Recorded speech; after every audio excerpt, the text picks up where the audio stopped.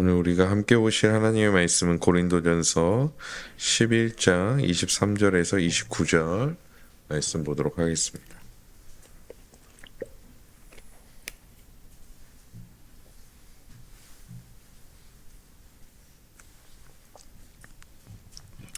고린도전서 11장 23절에서 29절 한 절씩 교독하도록 하겠습니다.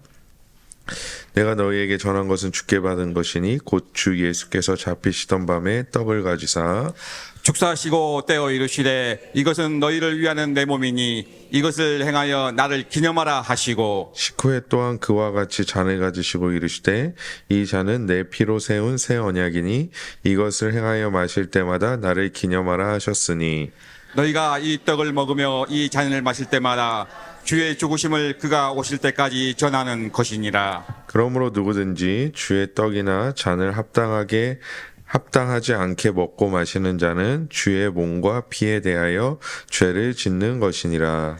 사람이 자기를 살피고 그 후에야 이 떡을 먹고 이 잔을 마실지니 함께요. 주의 몸을 분별하지 못하고 먹고 마시는 자는 자기의 죄를 먹고 마시는 것이니라. 아멘. 오늘도 예배 가운데 나오신 성도님들을 주님의 이름으로 환영하고 축복합니다. 오늘은 성찬에 대한 말씀 나누도록 하겠습니다. 이번 이제 돌아오는 주일은 이제 부활 주일이고요. 그래서 교회에서도 성찬을 행하게 됩니다. 그러면 우리가 어떤 마음과 자세로 성찬을 행할지를 오늘 말씀을 통하여 알아가는 시간 되었으면 좋겠습니다. 우리 신앙고백서, 웨스트민스터 신앙고백서 29장 1항을 함께 살펴보도록 하겠습니다. 함께 조금 길지만 우리 함께 읽어볼게요. 시작. 우리 주 예수님은 잡히시던 날 밤에 자신의 몸과 피로 세운 성례 곧 성찬을 제정해 자신의 교회 안에서 세상 끝날까지 지키게 하심으로 자신의 죽음으로 스스로를 희생시킨 일을 영원히 기념하게 하시고 그것을 통해 참된 신에게 주어지는 모든 복을 보증하시며 자기 안에서 영적 양식을 먹고 성장하게 하시고 자신에게 행해야 할 모든 의무를 더욱 충실하게 행하게 하시며 자신의 신비한 몸의 지체로서 자신과 그들의 증거로 삼게 하셨습니다. 아멘. 신앙고백서는 먼저 예수께서 성찬을 성례로 정하셨다라고 말하고 있습니다. 이거는 또한 복음서에서도 명확하게 나타납니다. 마태복음 26장 26절에서 28절 말씀을 보면요. 그들이 먹을 때에 예수께서 떡을 가지사 축복하시고 떼어 제자들에게 주시며 이르시되 받아서 먹으라 이것은 내 몸이니라 하시고 또 잔을 가지사 감사기도 하시고 그들에게 주시며 이르시되 너희가 다 이것을 마시라 이것은 죄사함을 얻게 하려고 많은 사람을 위하여 흘리는 바 나의 피 곧 나의 언약의 피니라. 아멘.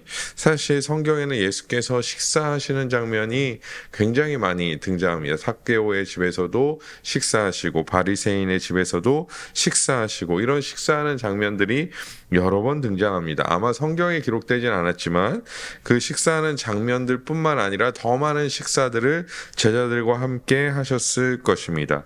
하지만 오늘 오늘 방금 전에 읽은 마태복음 26장 본문에 보면 특별하게 잡히시기 전 식사를 하시면서 특별하게 자신의 몸과 피다라고 말씀하시며 직접 성찬을 제정하십니다. 그래서 단순히 성찬은 식사의 교제였다라고 주장하는 그 주장을 반박할 수 있게 되는 거죠. 왜냐하면 가끔 이 성찬에 대하여 이 성찬은 특별한 것이 아니라 그냥 일종의 식사였다라고 주장하는 사람들이 있기 때문입니다.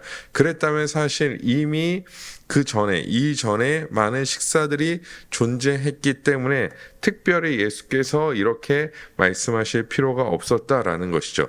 하지만 잡히시던 날 밤에 이렇게 말씀하심으로 말미암아 이 성찬을 직접 제정하셨다라는 것에 대한 근거로 충분하게 용인되어집니다. 또한 이것이 잡히시던 날 밤에 이루어졌고 또 그 식사 이후에 고난의 자리로 나아가셨기 때문에 개혁신학자들은 이 부분을 유월절과 구약의 유월절과 연결합니다.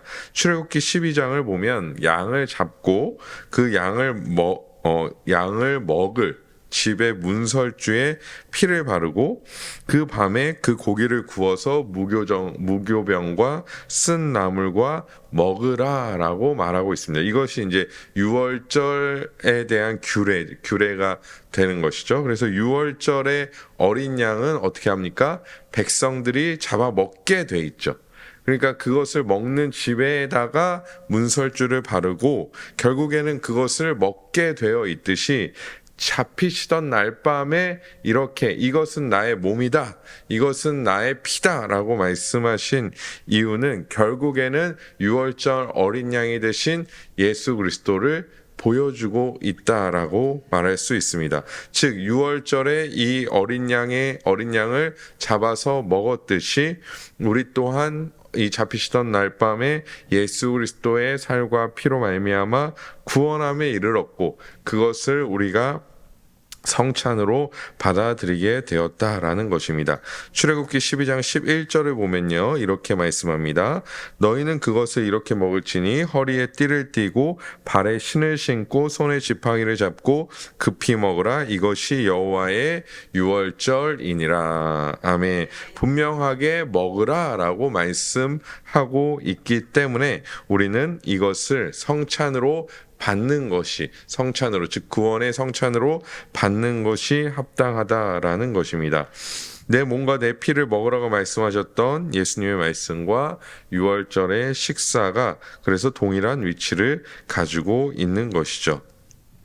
예수 그리스도께서는 그것을 제정하셨고 성찬은 예수 그리스도의 고난과 죽으심과 늘 연결되어져 있습니다. 주께서 정하신 것이기 때문에 분명히 교회 안에서 이루어져야 합니다.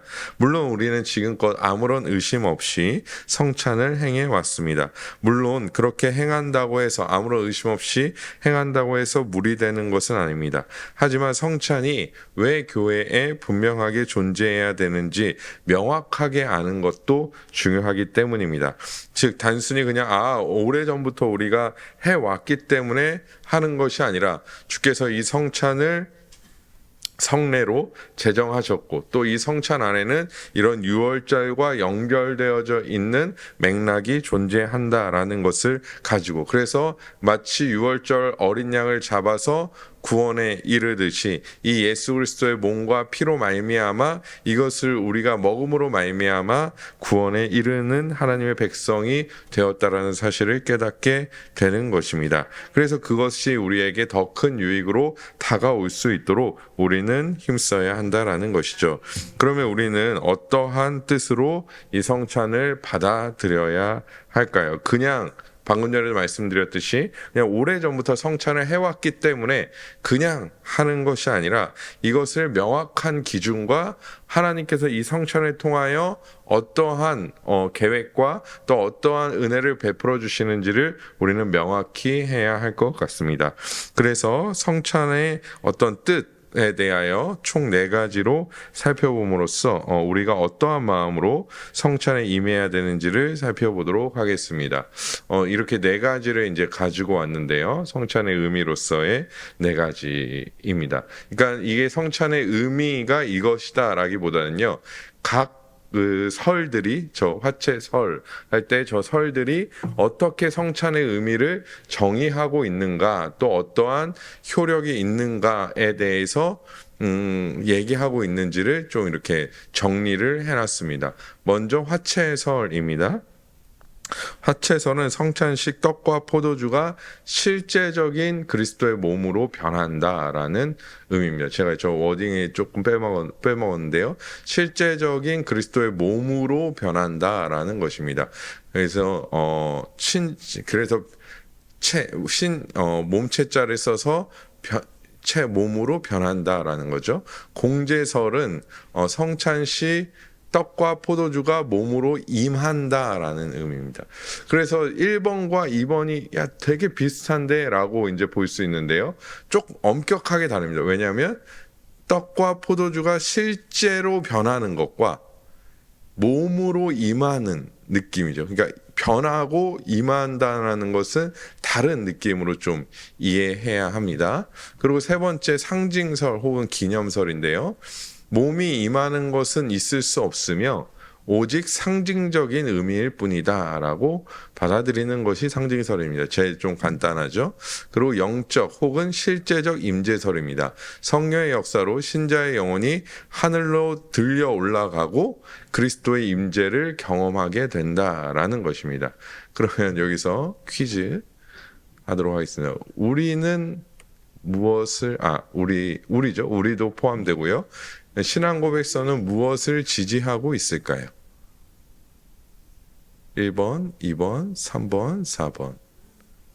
혹은 우리 성도님들은 무엇을 지지하고 있는지, 어떤 의미로서 지금까지 이 성찬에 임해왔는지를 한번 깊이 생각해 보시면 좋을 것 같습니다. 그러면 지금부터 하나씩 좀 본격적으로 살펴보도록 하겠습니다. 이것이 사실 이걸 다 알아서 뭐합니까? 라고 할 수 있지만 그러면 우리가 이것을 알므로써 이게 실제적으로 저 네 가지 모두가 카톨릭 포함한 기독교회에서 실행되고 저런 의미로서 실행되고 있고요. 그래서 우리가 어떠한 마음으로 명확하게 이것은 아니고 이것을 통해서 우리가 명확하게 신앙생활 또 성찬에 임하는 것은 매우 중요한 일이기 때문에 아마 설교를 들으시면 훨씬 더 이게 너무 중요한 것이었구나라는 것을 아마 깨달으실 수 있을 것입니다. 화채설입니다. 혹시 화채설 고르신 분 있으십니까? 손은 들지 마시고. 화채설은 로마 카톨릭이 주장하는 주장입니다. 그들은 사제가 떡을 들어 축성할 때 축성이라고 하더라고요. 제가 이제 카톨릭 거기 교리에 들어가서 보니까 이게 우리는 축사라고 이제 하잖아요. 근데 그분들은 이제 축성이라고 부르더라고요. 그래서 이게 조금 더 있어 보이기도 하고요. 축성이. 사제가 들어서 축성할 때 이것이 실제적으로 만약에 이것이 이게 떡이면요. 이게 이제 제가 사제고 이게 떡이면 이걸 딱 들면 이게 이제 뭐가 되는 겁니까? 그리스도의 실제적인 몸입니다. 몸으로 변한다라는 거죠.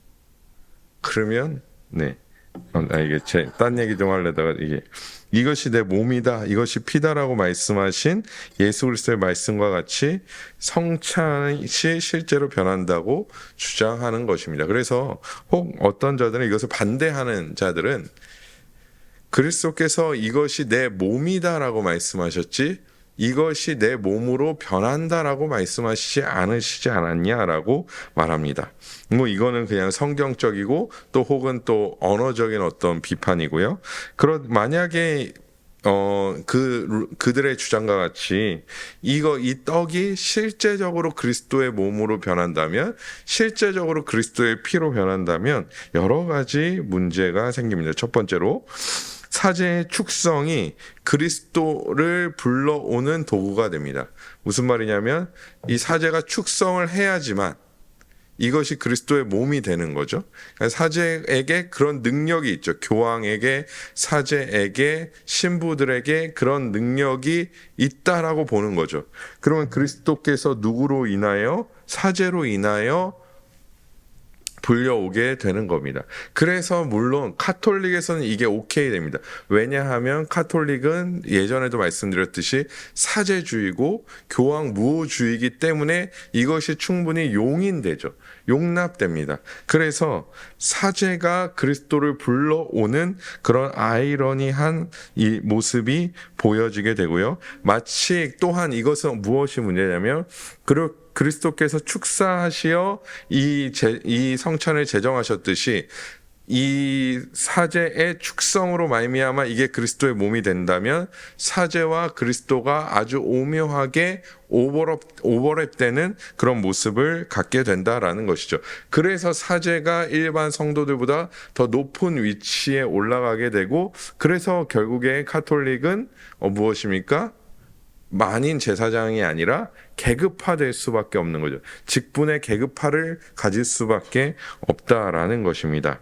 또한 떡 자체가 그리스도의 몸이 되기 때문에 어떤 자들은 이 떡 앞에 절하고 경배하기도 하였습니다. 그러니까 왜냐하면 이 떡이 그리스도의 몸이라고 얘기하니까 이 떡이 그리스도의 몸이라고 얘기하니까 그 앞에 절하고 그 앞에 경배하는 것이 이들에게는 아무런 거리낌이 없다라는 것입니다.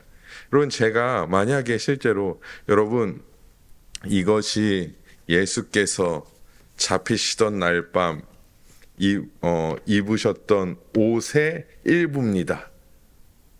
라고 제가 이제 이게 실제로 역사적으로 고증이 됐습니다. 라고 하면요, 우리 교회는 금방 부흥됩니다. 왜냐하면 사람들은 이런 신비한 것에 대한 갈증과 갈망이 있기 때문이죠. 그래서 이거 한번 만져보려고 아마 전국에서, 전 세계에서 몰려올 겁니다. 네, 그러면 자연스럽게 부흥이 되겠죠. 네. 그래서 그 앞에 떡이 몸으로 변했기 때문에 그 앞에 경배하는 일이 아주 당연한 거죠. 그래서 이거는 무엇이 됩니까? 명백한 우상 숭배가 됩니다. 어떠한 형상이라도 만들지 말라고 말씀하셨기 때문이죠. 하지만 그들은 떡으로 말미암아 그리스도의 형상을 대체함으로 말미암아 그 떡으로 말미암아 엄연한 우상 숭배에 빠지게 되었다라는 것이죠. 또한 그리스도의 몸이기 때문에 남은 떡은 어떻게 해야 합니까? 아주 잘 보관해야 합니다.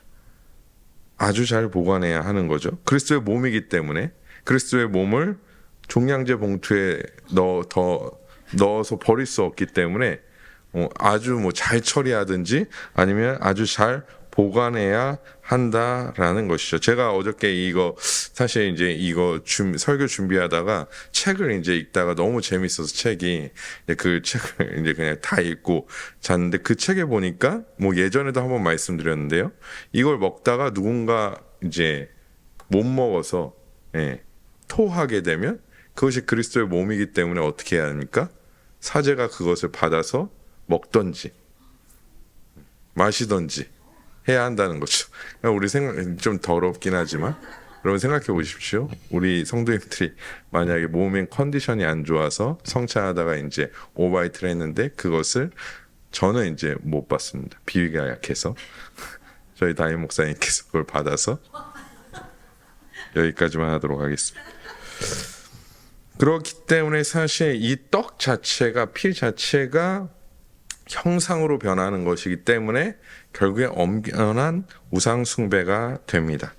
사실 화채설은 우리에게는 익숙하지 않습니다. 그리고 이것은 조금 지난 기사이긴 한데요. 제가 여기에 대한 기사를 찾으려고 한 건 아니고요. 여기에 대한 것들을 좀 보다가 보니까 2019년도의 기사에 미국 카톨릭 신자들 중에 한 60% 그러니까 70%죠. 70%는 화채설을 믿지 않는다라고 얘기하기도 하더라고요. 한 30%만이 그들의 교리에 따라서 그것을 믿는다라고 얘기합니다. 그래서 신앙고백서 29장 6항에도 이것을 명확하게 비판하고 있습니다. 사제의 축사나 다른 방법을 통해 떡과 포도주가 실제로 그리스도의 몸과 피로 변한다는 교리, 화채설이죠. 비단 성경만이 아니라 상식과 이성에도 어긋납니다. 이는 성찬의 교리를 뒤엎는 것으로 지금까지는 물론 현재에도 다양한 미신과 천박한 우상숭배의 원인이 됩니다. 아멘. 이게 좀 이제 강하죠. 사실 어투가 강하죠. 왜냐하면 저 때까지만 해도 카톨릭과의 어떤 교리적인 어떤 그런 마찰이 아주 심할 때이기 때문이죠. 사실 칼빈의 기독교 강요를 읽으면 더 심하게 얘기합니다. 칼빈은 더 심하게 비판합니다. 그래서 우리는 화채설을 그냥 우상숭배 중에 하나이다라고 생각하셔야 됩니다. 그 다음은 공제설입니다. 공제는 공동으로 존재한다라는 의미죠. 이는 종교개혁자 루터가 주장했던 바입니다. 우리는 이제 루터라고 하면 이게 맞나 보다라고 생각할 수 있는데요. 공제설이라는 표현은 사실 루터가 붙였다기보다는 루터의 추종자들이 덧붙인 것입니다. 그런데 루터가 이렇게 주장한 이유는 그가 기독론에 있어서, 즉 예수 그리스도에 대한 교리에 있어서 예수 그리스도의 신성과 예수 그리스도의 인성이 끊임없이 속성적인 교류를 가진다라고 보았기 때문입니다. 쉽게 말씀드리면 하나님은 시간이나 공간에 갇히실 수 없습니다. 그는 만물에 충만하시기 때문이죠. 그리고 그리스도께서도 하나님이시기 때문에 에베소서에 보면 만물에 충만하신 분이 그리스도시다라고 말하고 있습니다. 그래서 그리스도께서 만물에 충만하시기 때문에 그리스도께서 그 성찬 가운데 임하신다면, 그리스도의 신성이 임한다면 그리스도의 인성도 같이 임한다라고 본 것이죠. 그래서 그리스도의 인성이 임하는 것은 결국에 몸이 임하는 것이다라고 본 것입니다. 이게 이 떡이 변하지는 않지만 이 그리스도의 인성이, 그리스도의 몸이 여기에 임한다라고 본 것이죠. 루터는 그렇습니다. 그래서 성찬시 그리스도의 신성이 임한다면 그리스도의 인성이 또한 임한다라고 본 것입니다. 그런 맥락에서 떡과 포도주가 몸으로 피로 임한다라고, 실제적인 몸과 피로 임한다라고 생각했습니다. 하지만 부활하신 몸이라고 해서 매우 특별하죠. 부활하신 몸은 매우 특별하죠. 매우 특별하지만 매우 특별한 능력을 가지고 있는 것은 아닙니다. 부활하신 예수께서는 영원히 계시지만 제자들과 함께 식사하셨습니다. 또한 도마는 그 못자국을 만졌고 많은 사람들이 보이는 곳에서 예수께서는 승천하여 올라가셨습니다. 만약 떡이 그렇게 임한다면 이는 카톨릭의 화채설과 정의만 다르지 크게 의미적으로 다르지는 않을 것입니다. 그래서 왜 루터가 이런 생각을 했는가? 첫 번째는 아까 말씀드렸듯이 속성이 끊임없이 교류한다라고 봤을 때 그 기준으로 본 것이죠. 그래서 그리스도의 신성이 임한다면 당연히 그리스도의 몸도 임한다라고 본 것입니다. 그래서 루터의 생각에는 그리스도께서 온 만물에 충만하시다면 그리스도의 몸도 온 만물에 충만하다라고 본 것입니다. 근데 이것이 이제 개혁주의자들의 그 2세대 개혁주의자들의 입장에서는 합당하지 않은 게, 부활하신 예수께서는 어디에만 나타나셨습니까? 다양한 곳에 푹푹푹 나타난 것이 아니라 한 곳에만 나타나신 거죠. 만약에 부활하신 예수 그리스도께서 부활하신 육체로 베드로를 만나고 계셨다면 베드로와 말씀하신 것이지, 베드로와 말씀하고 계신데 또 저기에서는 여인들과 말씀하고 계시고 또 저기서는 또 따로 말씀하고 계신 그런 상태가 아니라는 것을 우리는 성경에서 너무나 명확히 알고 있죠. 성경에서 보았기 때문에 그것을 명확히 알고 있습니다. 그렇기 때문에 그리스도의 신성이 임한다라고 해서 그리스도의 몸이 함께 임한다라고, 그래서 그리스도의 몸이 편지한다라고 말한다면 이런 오류에 빠지게 된다라는 것이죠. 이는 또한 사제 출신이잖아요. 루터가 카톨릭 사제 출신 아닙니까? 사제였던 루터의 한계가 여기서 보여진다라고도 볼 수 있습니다. 그래서 공제설도 우리가 따르는 교리는 아니다라는 것이죠. 그 다음은 상징설입니다. 상징설, 기념설이죠. 아마 많은 분들이 이렇게 여기에 나는 이렇게 생각한다라고 동조하고 계실 것입니다. 이는 종교개혁자 쯔빙글리의 주장입니다. 그는 임재 자체를 반대합니다. 그래서 로마 카톨릭의 화채설과 루터의 공제설에 대항하여 상징설, 기념설을 얘기한 것이죠. 이는 떡과 피가 단순히 상징일 뿐이라는 것입니다.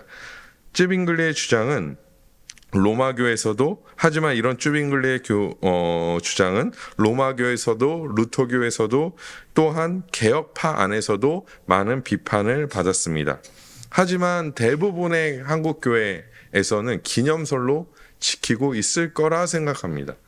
기념설로 지키고 있을 거라 생각합니다. 즉, 이 성찬은 단순히 기념하는 일일 뿐이고 그리스도의 죽으심을 기억하는 어떠한 퍼포먼스 정도로 이해된다라는 것입니다. 그래서 성찬은 있어도 되고 없어도 된다라고 생각하는 것이죠. 우리 성도님들께 한번 질문해 보겠습니다. 성찬이 꼭 있어야 할까요? 그러니까 뭐 손드시라는 말이 대답하시라는 말이 아니라 우리 성도님들의 영적인 유익에 성찬은 어느 정도 기여하고 있습니까? 내가 영적인 유익을 누려야겠다라고 생각할 때 이 성찬을 떠올리신 적이 있나요? 대부분 성찬을 떠올리시지 않을 겁니다. 나는 영적인 유익을 누려야지 할 때 대부분 말씀, 기도, 혹은 어떤 집회, 뭐 찬양 집회, 혹은 수련회, 뭐 이런 요소들을 떠올리지 성찬을 떠올리지는 않을 거라는 것이죠. 왜냐하면 그저 이것을 우리는 대부분 많은 한국의 그리스도인들이 기념설로 생각하고 판단하고 있기 때문이라는 것입니다. 그래서 성찬에 대한 사모함이 없는 경우가 많이 있습니다. 성찬보다는 기도회나 찬양 집회가 훨씬 더 은혜가 된다라고 생각합니다. 이는 명백한 잘못입니다. 물론 상징하고 기념하는 일을 수반하긴 합니다. 이것이 아예 없는 것은 아닙니다. 상징하고 기념하는 일을 수반하긴 합니다. 하지만 그것이 전부는 아니라는 것이죠. 수반하는 것만으로는 매우 부족하다라는 것입니다. 뒤에서 살펴보겠지만 분명 그리스도께서 성찬을 정하실 때 이곳에 은혜를 허락해 주셨기 때문입니다. 우리는 그 은혜를 제거할 어떠한 명분도 없다라는 것이죠. 우리가 생각하는 은혜 받을 요소들이 많다라고 해서 성찬의 은혜적인 요소를 제거할 어떠한 명분도 우리에게는 없다라는 것입니다. 저는 한국교회가 화채설을 받아들여라 쉽지 않죠.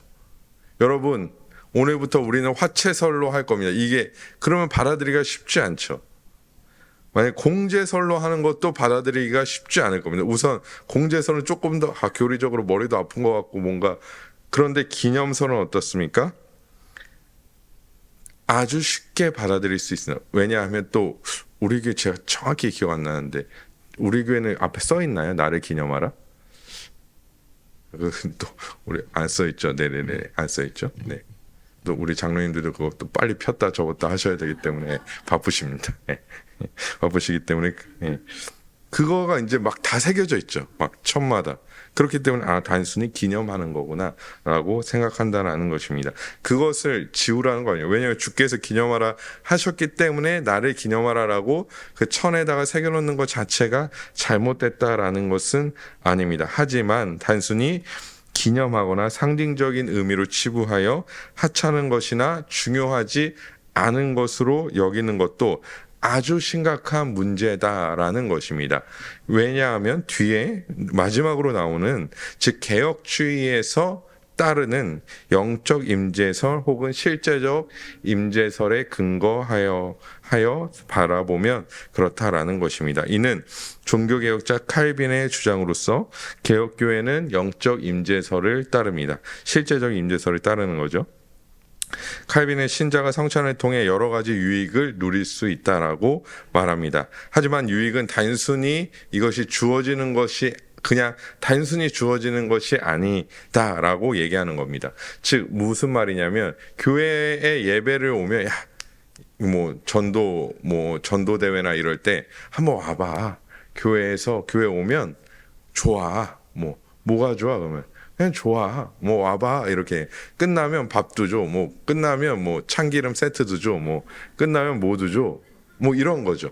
이런 걸 이제 유익이라고 이제 생각하면, 그리고 어떤 경품 추첨하다 보면 이제 냉장고도 줘. 막 이런다라는 거죠. 저희 아버지께서 이제 거래처 다니시다 보니까 어느 교회에서는 그 업소용 냉장고를 준다고 하더라고요. 없어요. 냉장고를 왜 주는 거지? 그렇게 이제 어떤 교회에서 그걸 주더라 이렇게 얘기해서 없어요. 냉장고를 왜 주는지 모르겠는데, 아무튼 그런 유익들을 얘기하는 것이 아닙니다. 제가 왜 이렇게 말씀드리냐면요, 이 유익은 단순히 그냥 이 성찬을 행할 때 기념하면서 행해도 유익이 있죠. 그리스도를 떠올릴 수도 있고, 이렇게 내 어떤 멀어졌던 십자가의 사랑을 떠올릴 수도 있고, 이런 유익이 아니라 그리스도와 신자의 연합에 의한 유익을 누리게 된다라는 것입니다.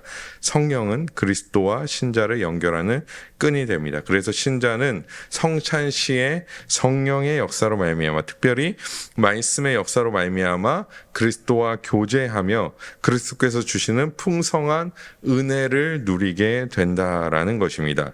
이것은 실제적으로 누리는 것이지만 화채설과 공제설과는 다르다라는 것입니다. 몸이 돼서 누리는 것이 아니라, 몸이 임해서 누리는 것이 아니라 영적인 유익을 누리게 된다라는 것입니다. 영적인 유익이지만 무엇입니까? 실제적인 유익이다라는 것이죠. 그래서 헤르만 바빙크의 신학자 헤르만 바빙크의 말을 빌리자면, 신자들의 그리스도와의 교제란 또한 그리스도의 인격적 본성을 따라서도 속성상 영적이라는 것이고, 이 교제가 발생하는 것은 그리스도께서 육체로 내려오는 것이 아니라 우리가 영적으로 우리의 마음, 즉 영혼을 우리의 대언자 예수 그리스도께서 하늘 아버지 우편에 있는 하늘을 향해 위로 들어 올림으로써 발생한다라는 것입니다.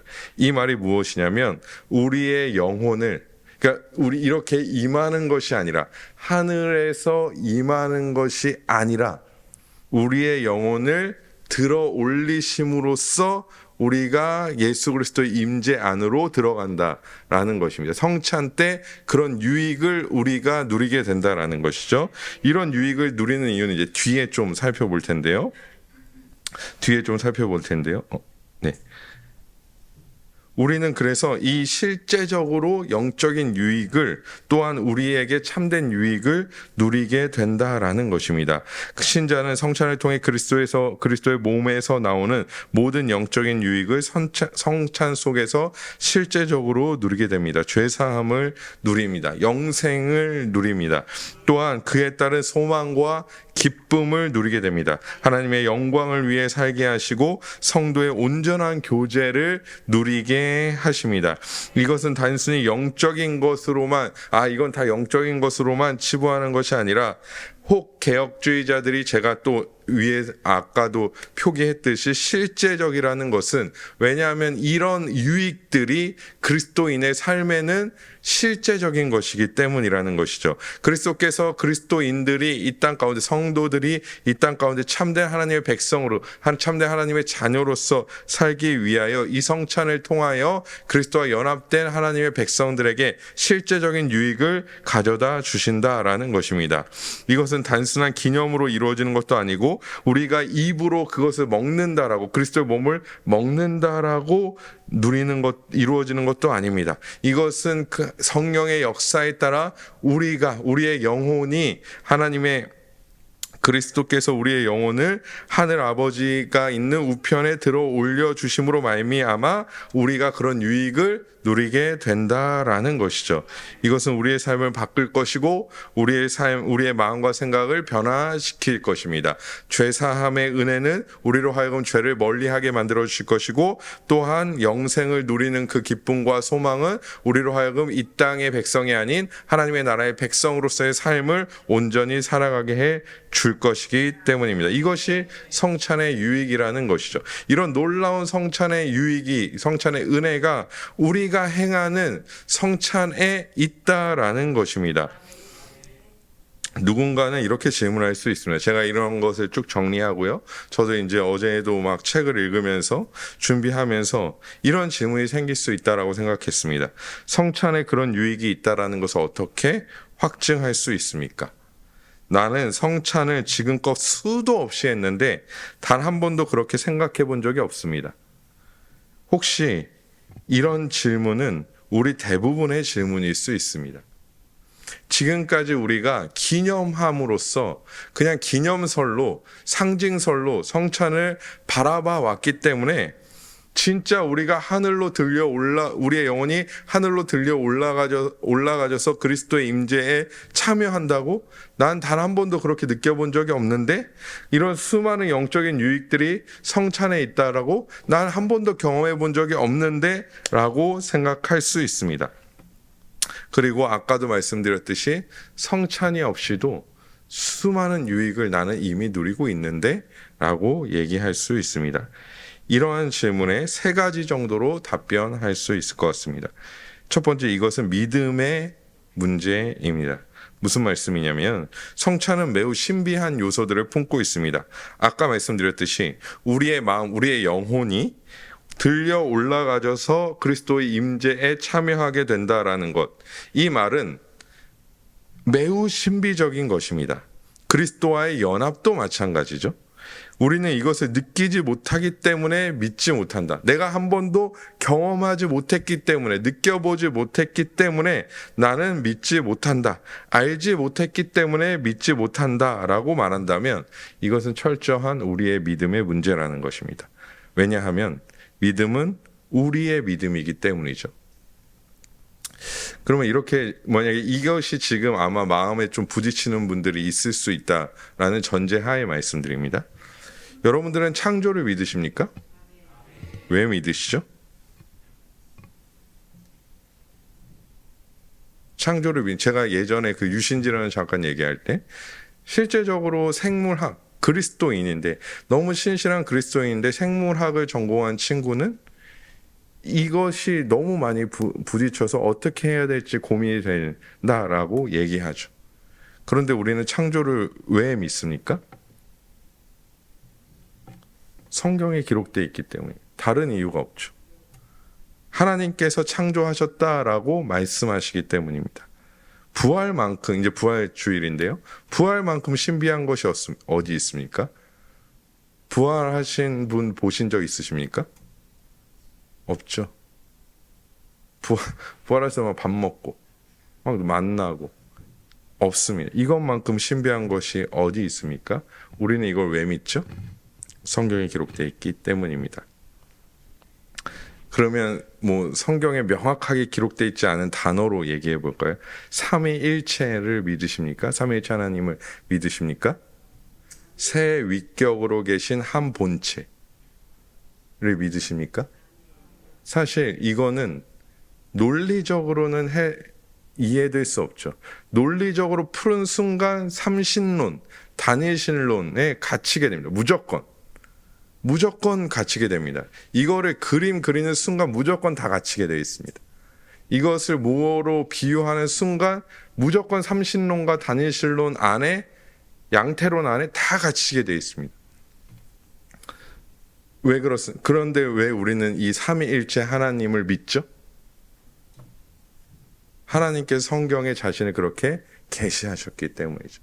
삼위 하나님으로 계시하셨기 때문이죠.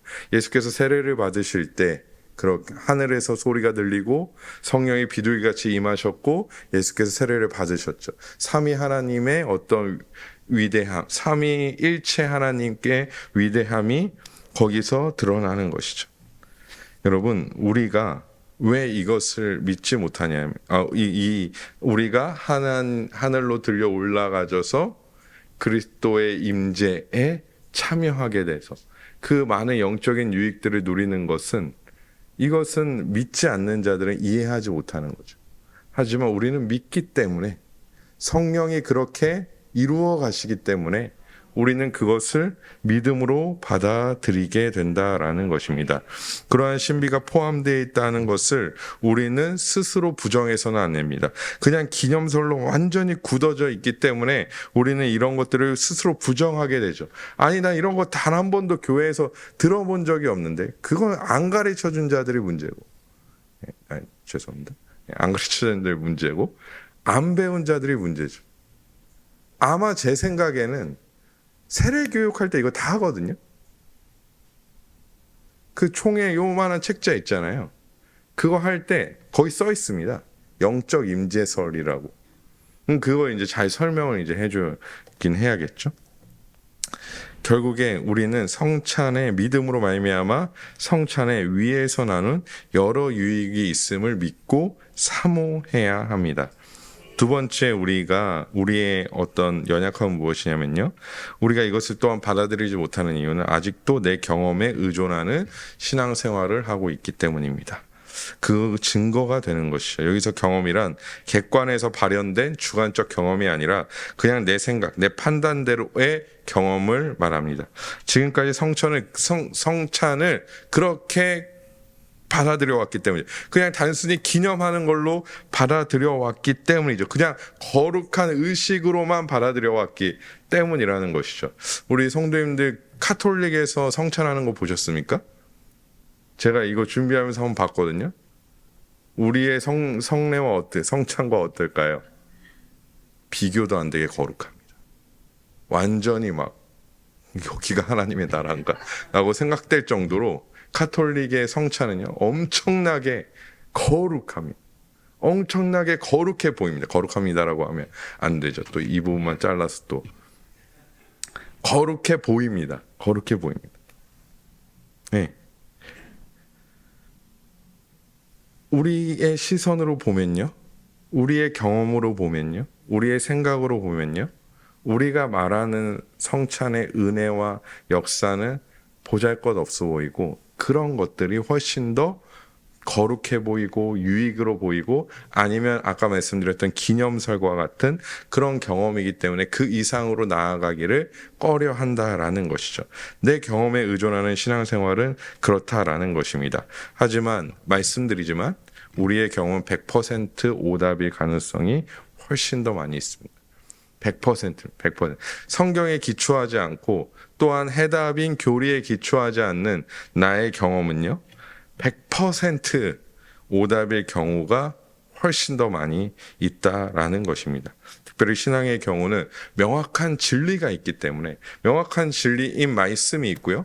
이 말씀에 의한 교리가 해답으로 우리에게 주어졌기 때문에 사실 이것을 부정할 수는 없다라는 것입니다. 사실 제가 이 설교 웨스트민스터 신앙고백서 설교를 하면서 때로는 조금 더 정확하고 명확하게 말하려고 하는 이유는요. 결국에 올바른 것에서 은혜가 있고 우리의 경험, 그러니까 이건 뒤에 3번에 얘기할 것이지만 우리의 경험을 자꾸 덜어내야 됩니다. 우리의 경험을 자꾸 버려야 돼요. 예. 야, 여기가 제일 맛있는 줄 알았는데 이 순댓국집이 제일 맛있는 줄 알았는데 옆집이 더 맛있었네. 이걸 나는 30년 만에 알았네. 이렇게 얘기할 수 있잖아요. 제가 그렇거든요. 저는 갔던 집을 가는 거 되게 좋아하거든요. 왜냐면 어느 정도 평탄하다라고 생각해서 제가 인천에 가면요 굉장히 사랑하고 애정하는 순댓국집이 있습니다. 저희 아버지와 저까지 대를 이어서 사랑하는 순댓국집인데요. 거기가 제일 맛있을까요? 제일 맛있을까요? 아니죠. 예. 이건 저의 경험이죠. 더 맛있는 집이 있을 수 있죠. 예. 우리의 신앙이 그렇다라는 것입니다. 더 맛있는 집이 아니라요.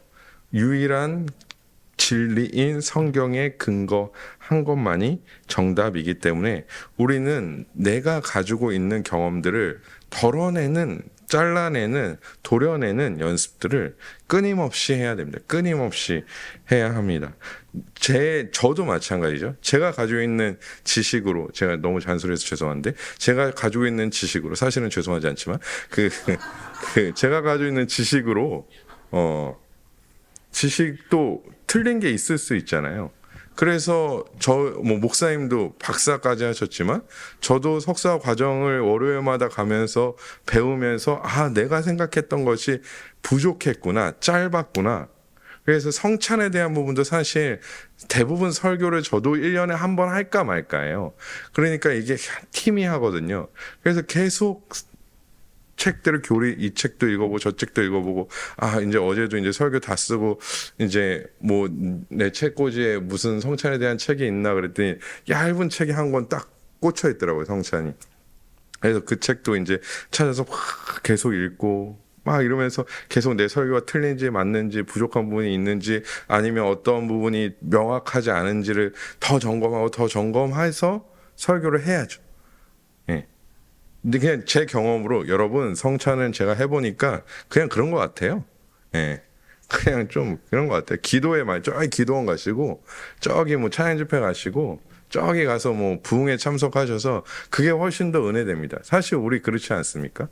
성찬보다 솔직히 말하지 않지만 우리 말하지 않지만 기도회가 뭐 어디 막 유명한 목사님이 막 그러나 뭐 부흥회가 막 재밌는 얘기 해주고 성경 막 들어오자마자 성경 덮어버리고 그냥 자기 막 간증하는 막 그런 얘기가 훨씬 더 막 눈물 나고 막 눈물 나고.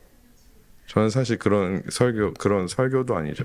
그런 거 들으면 집에 가고 싶거든요. 저는 막 그런 게 훨씬 더 은혜되지 않습니까? 그러니까 그런 경험들을 하지만 끊임없이 덜어내야 됩니다. 제가 이렇게 얘기하는 거는 세 번째 이유 때문인데요. 은혜는 하나님이 정하신 방법 안에서 이루어져야 하기 때문입니다. 하나님이 정하신 방법 외에는 거짓입니다. 제가 예전에도 한번 말씀드렸지만 은혜 받았는데 어떻게 하냐라고 말씀하시는 분들이 있습니다. 야, 그 사람이 은혜 받았다는데 어떻게 하냐라고 말하시는 분들이 있습니다. 심지어 목회자들 분들 중에서도 그렇습니다. 하지만 하나님이 정하신 방법 외에 다른 것은 은혜라고 볼 수 없습니다. 로마 카톨릭 아까도 얘기했지만 로마 카톨릭의 성찬식을 생각해 보니 오늘 아마 유튜브 가서 한번 찾아보세요. 엄청 거룩합니다. 엄청 거룩하죠. 뭐 미사만 해도 이미 거룩하잖아요. 미사만 해도 엄청 거룩합니다. 더 은혜로워 보이기도 합니다. 하지만 그 안에 의미를 파악하면 그것은 우상 숭배가 됩니다. 단순히 기념하는 일은 마치 일반 기념식에서 주어지는 감동과 감격을 받을 수는 있겠지만 그 이상을 스스로 제한해 버립니다. 그래서 우리는 하나님의 방법이 무엇인지 생각해 보아야 합니다. 여러분, 은혜가 무엇입니까? 하나님이 주시는 것입니다. 그렇기 때문에 하나님의 방법만이 유효한 것이지 하나님이 주시는데 내 방법으로는 절대 안 된다라는 것입니다. 내가 이렇게 한다고 받는 것이 아니라는 것이죠. 우리가 무언가를 행하는 것은 은혜에 어떠한 것도 포함되지 않습니다. 내가 이런 것을 행했기 때문에 나는 은혜를 받아야 돼. 아니요. 이것은 절대 포함되지 않는다라는 것이죠. 하나님이 행하시고 주시는 것입니다. 그리고 성찬은 하나님께서 우리에게 은혜를 주시기로 한 방법으로 우리가 이해하고 받아들여야 한다라는 것입니다. 마지막으로 마태복음 26장 29절에 보면 이렇게 말합니다. 그러나 너희에게 이르노니 내가 포도나무에서 난 것을 이제부터 내 아버지의 나라에서 새 것으로 너희와 함께 마시는 날까지 마시지 아니하리라 하시니라. 아멘. 예수께서는 아버지의 나라에서 새 것으로 우리와 함께 포도나무에서 난 것을 마시겠다라고 말씀하십니다. 이것이 우리가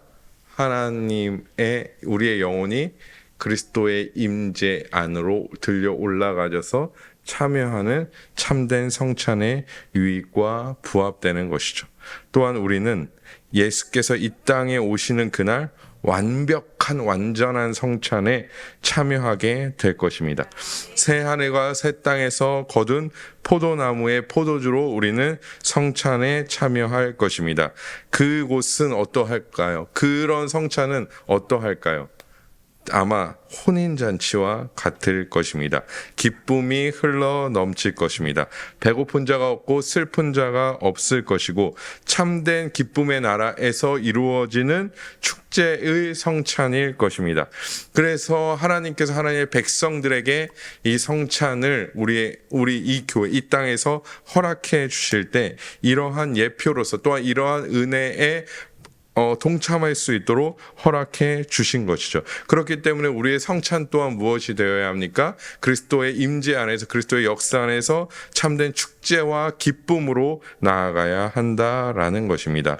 우리는 이 땅에서 성찬을 통해 그것을 아까 말씀드린 마태복음 26장 29절의 성찬을 확신하고 또한 그리스도의 연합으로 인하여 그것을 누리고 있는 줄 믿습니다. 이것이 얼마나 큰 은혜입니까? 예수 그리스도의 십자가로 우리는 이 은혜에 초대된 줄 믿습니다. 이번 주일 우리는 성찬을 행하게 됩니다. 이게 참 감사하게도 이게 뭐 짠 건 아닌데요. 일부러 제가 세팅한 거 아닙니다. 예. 하나님께 맹세할 수는 없지만 제가 저는 그럴 성격이 아니에요. 그냥 되는 대로 하는 사람입니다. 근데 어떻게 하다 보니까 뭐 하나님의 섭리가 분명히 있겠죠. 이것에 딱 알맞게 또 성찬에 대한 설교를 들었습니다. 여러분 이번 주일 부활주일 또 부활하신 예수 그리스도를 기억하는 그 주일을 사모하기도 하지만 그 가운데 우리 교회 이 본당에서 펼쳐질 하나님 나라의 잔치에 기쁨으로 참여하는 우리 모두가 되기를 간절히 소망합니다. 성찬의 은혜를 말씀의 은혜를 1차적으로는 무조건 말씀의 은혜를 사모하셔야 됩니다. 또 죄송합니다. 잔소리해서. 무조건 1차적으로는 주일에 교회에 올 때는 1차적으로는 무조건 말씀의 은혜를 사모해야 됩니다. 이것은 예배의 은혜라고도 볼 수 있고요. 이거 없는 주일은 사실 주일이라고 볼 수 없죠. 이번 주일에는 특별히 성찬이 있기 때문에 우리는 성찬의 은혜를 사모해야 합니다. 실제적인 임재가 우리 안에 있을 것입니다. 우리는 또한 성찬을 통해 그리스도와 연합됨을 확신하고 친밀해지며 그 모든 은혜를 누리는 자들이 되어질 줄 믿습니다. 그런 은혜를 받아 누릴 수 있는 우리 모두가 되기를 주님의 이름으로 간절히 소망합니다.